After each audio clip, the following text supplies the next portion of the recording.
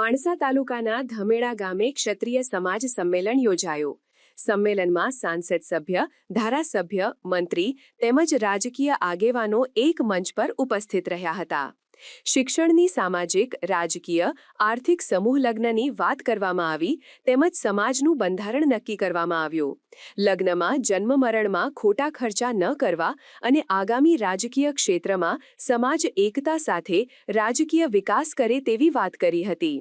સંમેલનમાં મુખ્ય મહેમાન તરીકે અલ્પેશજી ઠાકોર, ધવલસિંહ ઝાલા, જગદીશ ઠાકોર, સાંસદ જ્ઞાનીબેન, મંત્રી સ્વરૂપજી ઠાકોર, નટુજી હાલાજી, બકાજી, બળદેવજી, જયરાજસિંહ સહિત તમામ ઠાકોર સમાજના રાજકીય તેમજ સામાજિક આગેવાન કાર્યકર હાજર રહ્યા હતા।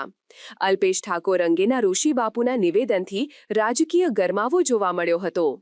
વાત રજૂ કરી કે એવી દીકરીઓ ન હોય તો પણ આપણી પસંદગી નહીં થાય, પણ એ પણ જરૂરી છે રાજકીય રીતે।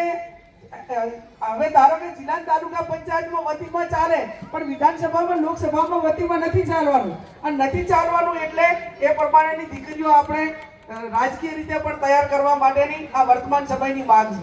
ત્યારે મને હમણાં ચિઠ્ઠી લખીને આપી કે ભાઈ અંધશ્રદ્ધા માટે કરીને થોડુંક બેન કહેજો, તો અંધશ્રદ્ધામાં એટલું જ કહું કે આ દુનિયાની અંદર જ્યાં હમણાં બળદેવજી કહેતા હતા કે કેનેડા એમની દીકરીને મેલી, એમને અનેક આપણા સમાજના આગેવાનોના દીકરા દીકરીઓના ભણતર માટેની વાત કરી।